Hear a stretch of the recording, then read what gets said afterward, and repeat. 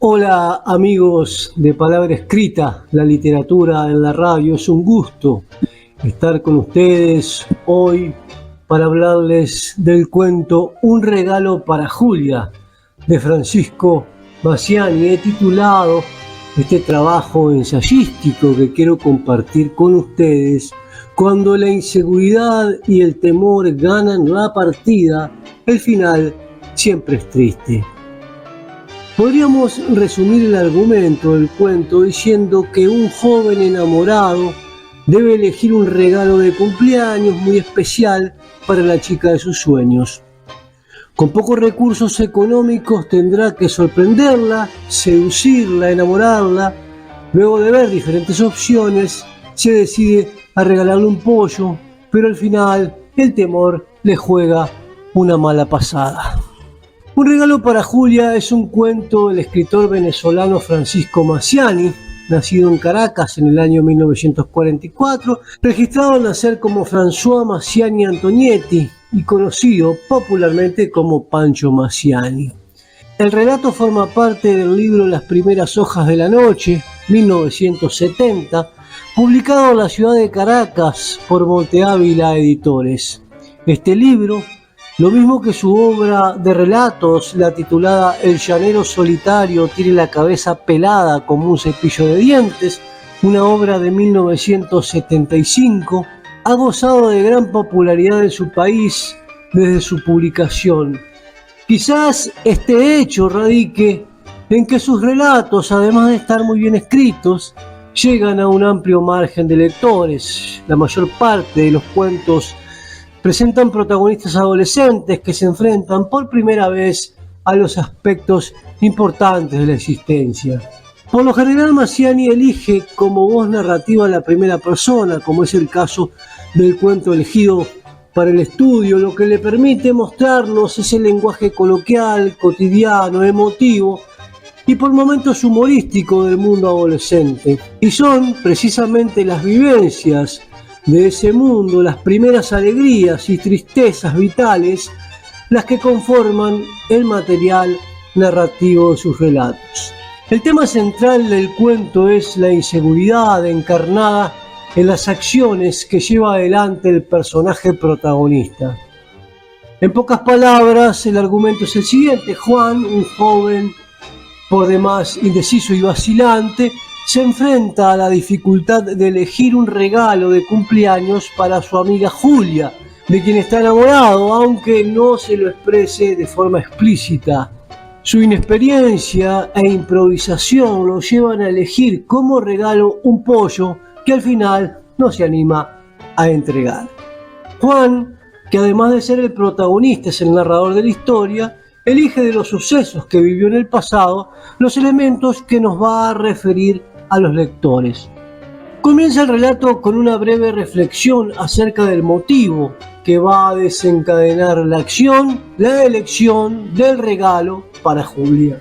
Luego, en lo que podríamos catalogar como un segundo momento de una estructura interna del relato, refiere la visita que hace a la casa de la chica, una visita previa al día de su cumpleaños, que nos servirá a los lectores para ir conociendo las características de los dos personajes centrales y también las características de Carlos, un personaje únicamente referido en la narración. Este momento se cierra con el acuerdo al que llega la pareja de amigos de encontrarse al otro día a las 3:30 de la tarde en la fuente de soda. El tercer momento de la estructura interna va a tener lugar al otro día de la visita, o sea, en el día en que se dará el encuentro. Cuenta el periplo de Juan por diferentes sitios y también sus reflexiones en busca del regalo adecuado. Es ahí donde ve un conejo y de forma inverosímil se le ocurre que el regalo ideal para Julia sería un pollo. Una vez que Juan ya tiene en sus manos el regalo indicado, pasamos al cuarto y último momento de la narración, el más extenso y el de mayor tensión del relato, el momento de la cita en la fuente de soda. El motivo que va a desencadenar la acción del cuento y que ocupa las reflexiones del protagonista en los primeros 2 párrafos del texto, está presente desde el mismo título de la obra, Un regalo para Julia. Este es un título emblemático que adelanta la temática central de la narración y que muestra cuál será el cometido del protagonista, porque si bien en el título aparece el nombre de la chica, en el relato lo que conoceremos en profundidad serán los procesos psicológicos, el universo personal del joven protagonista. Ni siquiera es necesario que terminemos de leer el primer párrafo del cuento para darnos cuenta de que está narrado con una profunda naturalidad. La voz narrativa en primera persona es la del adolescente que, lejos de todo esteticismo, elige para expresarse el lenguaje coloquial y cotidiano de los jóvenes venezolanos. Luego de hacer una breve reflexión y consideración acerca de qué sería bueno regalarle a Julia, Juan hace referencia a Carlos, un joven que funcionará en la narración como antagonista, pero que solo aparecerá referido, en ningún momento formará parte de la acción del relato.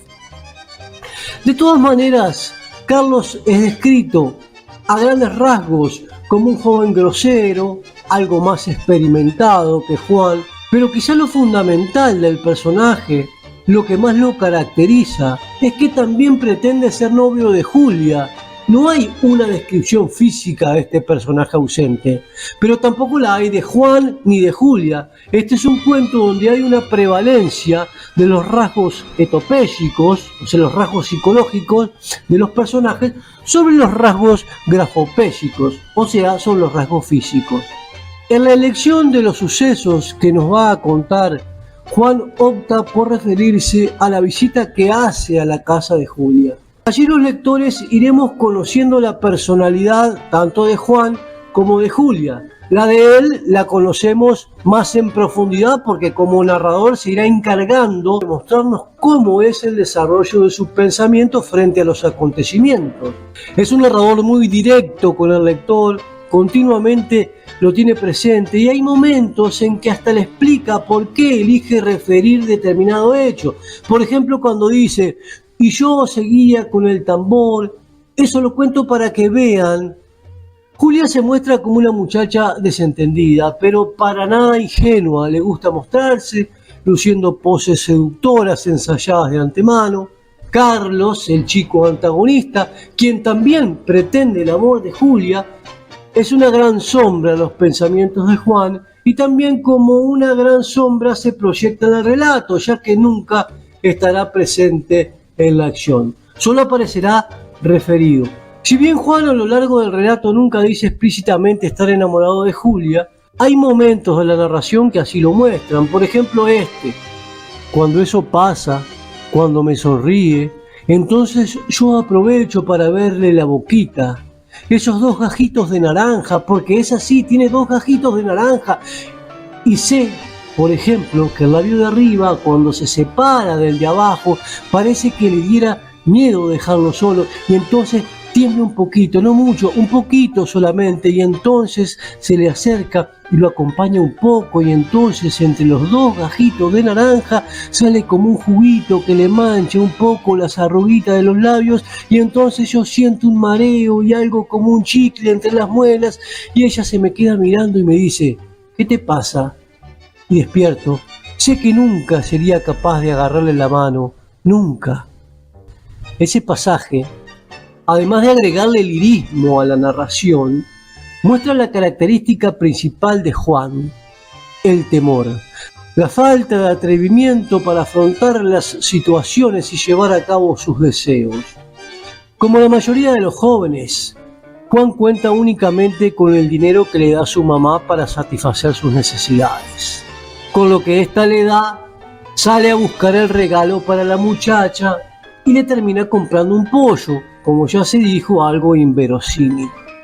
Quizás la elección radique en que, como Julia pertenece a una familia de buena posición económica, lo sabemos por la cantidad de personal de servicio que tiene en su casa, Juan quiere seducirla con un regalo que no se caracterice por el valor material, sino emotivo. En fin, quizá por eso por inexperiencia o por un impulso que le hizo pensar que ese sería un regalo único y especial, es que termina eligiendo el pollo. Luego de tener en sus manos el regalo deseado, se dirige al lugar donde estaba estipulado el encuentro con Julia a las 3:30 de la tarde, a la fuente de soda. Allí pide una merengada de chocolate y se fastidia con el mozo del lugar, quien no deja de mirar cómo se mueve la caja con el pollo. Como son casi las 4 y la muchacha no hace acto de presencia, decide llamarla por teléfono a la casa. No la encuentra, la mamá de la chica, con quien tiene una breve conversación, le dice que ha salido. Tras fastidiarse nuevamente con el mozo, quien de forma chismosa le pregunta directamente para quién es ese regalo, o sea, para quién es el pollo, llega Julia.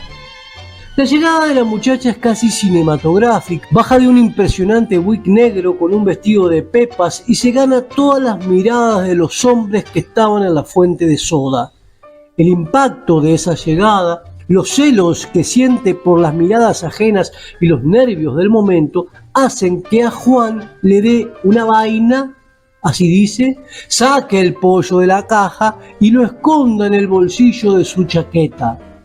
Lo primero que le pregunta a Julia es si lleva mucho tiempo allí, pero Juan, temeroso, se siente intimidado y miente diciendo que acaba de llegar. De aquí en más asistiremos a la lucha psicológica y también física del protagonista al verse obligado a enfrentar la situación con el pollo en el bolsillo. Los nervios, el verse forzado a mantener el brazo en la misma posición para que el pollo no fuera a gritar, el tener que contestar el interrogatorio de Julia sobre la caja vacía, son factores que se conjugan y hacen que Juan se termine descompensando. De todas maneras, también en este momento de la narración, Maciani se las ingenia para introducir uno de esos pasajes casi líricos con que logra mostrar el enamoramiento del adolescente. Después se pasó la lengua por la boca, se limpió la manchita de Coca-Cola que tenía en los labios y se me quedó mirando sonreída. Inmediatamente comencé a sentirme como perdido, como levantado del suelo, lejos y al mismo tiempo muy cerca, tanto que podía contarle los lunares que tiene la nariz, esos punticos como marroncitos, como rosados que tiene juntados en la nariz.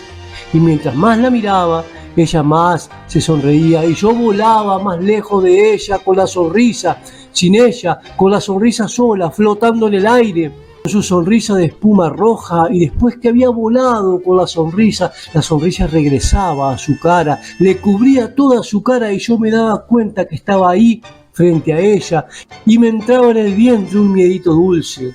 Era un miedito como cuando vamos en un auto y de golpe el auto llega a una subida y cae.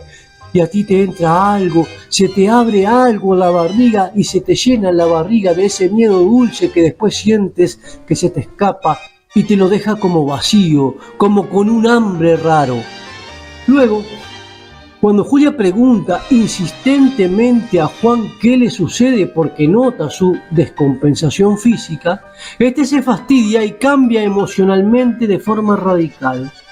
A partir de ese momento ya no defenderá a la indefensa Julia ante el bocón de Carlos, sino todo lo contrario. Juan, al sentir que sus sueños se esfuman, piensa en servir en bandeja a la muchacha, a su antagonista, para que él haga con ella incluso peores cosas de las que se le habían ocurrido. La salida de Julia de la fuente de soda es muy similar a cómo fue su entrada. Se va captando todas las miradas con sus movimientos provocadores, se sube al wig negro y se pierde de vista en la esquina del lugar. Juan no tiene tiempo ni siquiera de reflexionar sobre por qué suceden esas cosas en la vida, porque se le acerca nuevamente el mozo a su mesa para preguntarle si le había dado miedo regalarle el pollo a la chica. No sabe qué hacer, solo atina a meter la cabeza entre los brazos. El mozo se aleja y junto a un gordo que estaba en el lugar comienzan a burlarse de Juan, lo que lleva a que el protagonista de esta historia comience a llorar, a sentir que ya todo está perdido y nada importa. El relato se cierra cuando el muchacho saca el pollo del bolsillo y luego de unas confusas impresiones primarias descubre, aterrado, que el animal ha muerto. Para terminar, quiero referir una anécdota contada por el propio Massiani que creo que viene al caso. Hace un tiempo, mirando en YouTube algunos videos de y sobre Francisco Massiani, me encontré con un testimonio del propio autor, por demás interesante. El video, subido por Juan Carlos Carrano Enríquez, titulado El día que no conocía a Cortázar, es una grabación que se le hace al autor venezolano en su casa en la Florida, Caracas, donde este cuenta sobre el día en que se fue a encontrar con Cortázar.